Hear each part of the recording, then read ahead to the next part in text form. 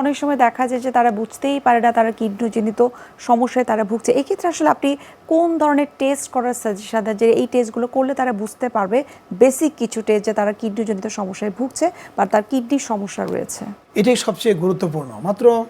আমরা কিন্তু মাত্র 2টা টেস্ট করে 2টা পরীক্ষা করেই আমরা বুঝতে পারি প্রাথমিক অবস্থায় যে তার কিডনি রোগ আছে কিনা, এবং সেই 2টো টেস্ট হলো একটা প্রস্রাব পরীক্ষা করে দেখি যে প্রস্রাবের প্রোটিন যাচ্ছে কিনা, সেখানে কোনো রক্ত যাচ্ছে কিনা, সেখানে সুগার যাচ্ছে কিনা। দ্বিতীয় আরেকটা টেস্ট হলো সে রক্ত থেকে করতে হয়, যেটা ক্রিয়েটিনিন লেভেল। তাহলে একজাক্টলি তার 100 ভাগে কত ভাগ কিডনি কাজ করছে সেটা বোঝা যায়।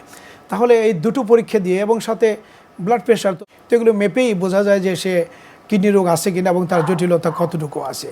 তো একবার যদি ধরা পড়ে যায় যে তার কিডনি রোগ আছে, তখন কিন্তু কিডনি রোগ কেন হয়েছে সে কারণগুলো বিশেষজ্ঞ চিকিৎসকের কাছে চলে যাবে। তারা সব খুঁজে বের করে পরীক্ষা করে যে কেন কিডনি রোগ হয়েছে, তার স্টেজে আছে 1, 2, 3, 4, 5-এর মধ্যে কোন স্টেজে আছে, তার কি জটিলতা আছে। তখন তার সেই জটিলতা সব কিছু বের করে তারপর তার চিকিৎসার তার ফর্মুলা করে দিবে। এখানে দেখতে হবে যে কিডনি রোগের জন্য কারা বেশি ঝুঁকিপূর্ণ। একটা গ্রুপ আছে যে তারা খুব ঝুঁকিপূর্ণ। তো কারা এরা? যে যাদের ডায়াবেটিস আছে, যাদের উচ্চ রক্তচাপ আছে, এদের শতকরা 30 জনের কিডনি আক্রান্ত হয়। যাদের বংশে কিডনি রোগ আছে, এদের বংশগত অনেকগুলো রোগ আছে, তাদের হওয়ার সম্ভাবনা আছে। যাদের ওজন বেশি স্বাভাবিকের চেয়ে, ওবেজ যারা, এরা কিন্তু রিস্কে, ঝুঁকির মধ্যে।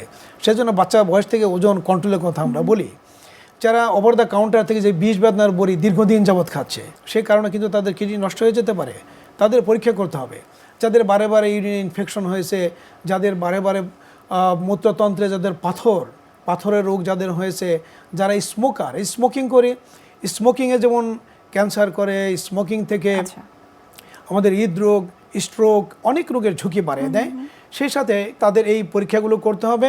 পাশাপাশি যাদের বয়স 40-এর ঊর্ধ্বে, স্পেশাল যাদের 50-এর ঊর্ধ্বে, তাদেরকে বছর অন্তকে 2 বার করে তার ইউরিন এবং ব্লাডের ক্রিয়েটিন থেকে করলেই প্রাথমিক অবস্থায় রোগ নির্ণয় করা সম্ভব। এই ঈদে জামা জুতো অ্যাক্সেসরিজের ডিসকাউন্ট।